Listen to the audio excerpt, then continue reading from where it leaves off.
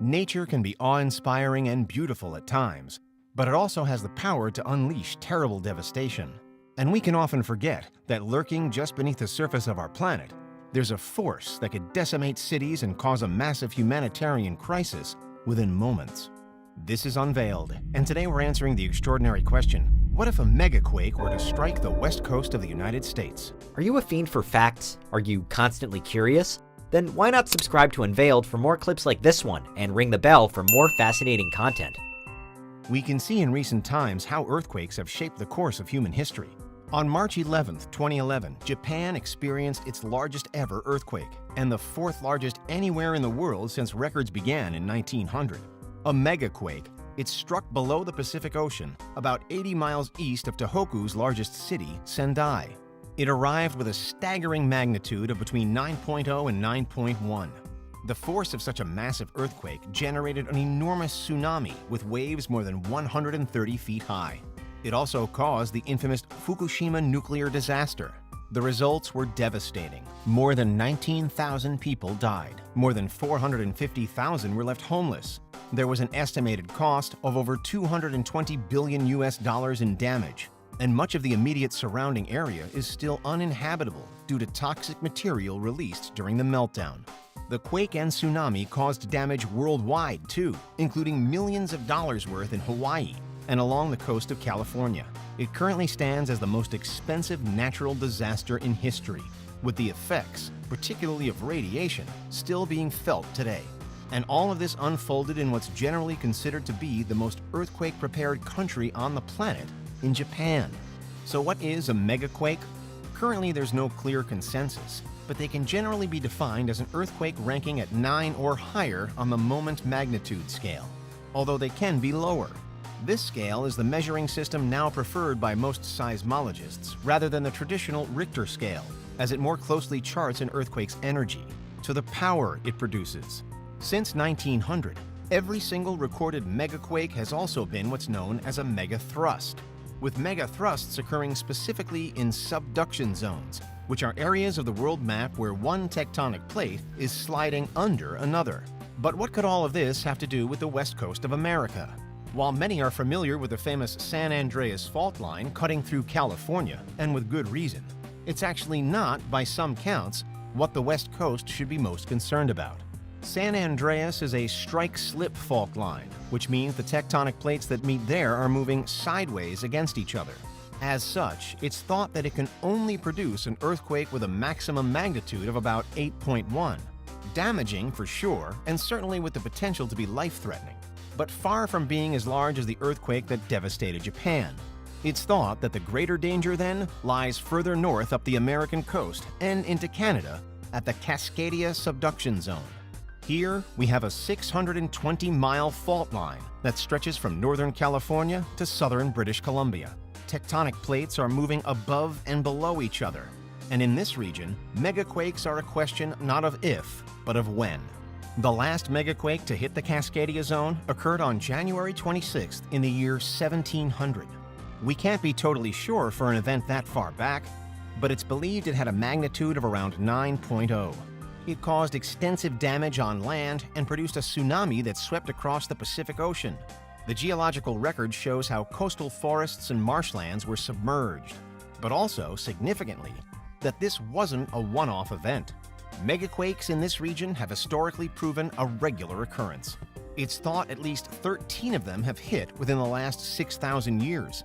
And while the gaps between megaquakes have ranged from relatively long to relatively short periods, on average, the Cascadia zone has seen one every 500 to 550 years. It's now 320 years since the last one.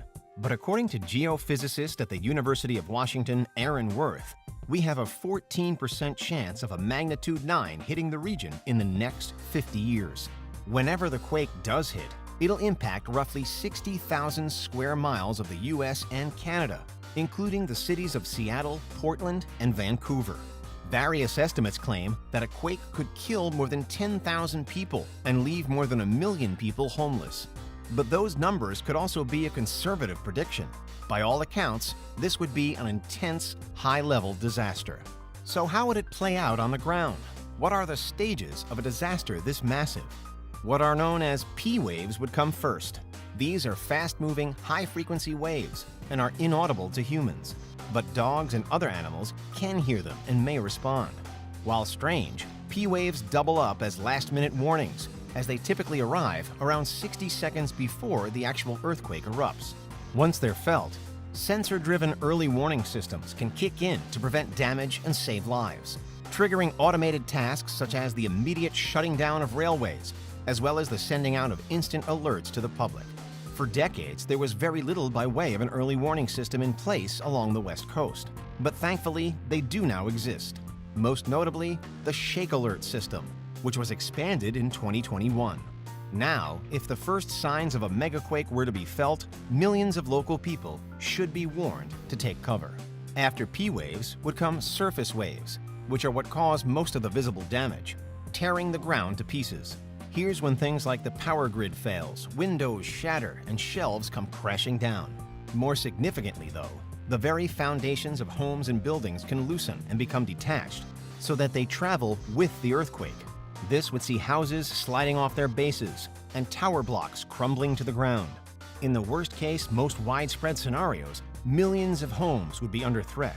Landslides would be triggered, turning the rest of the ground into an unstable slushiness. But the situation is only going to get worse. There could be as little as 10 minutes between the initial earthquake and the resulting tsunami.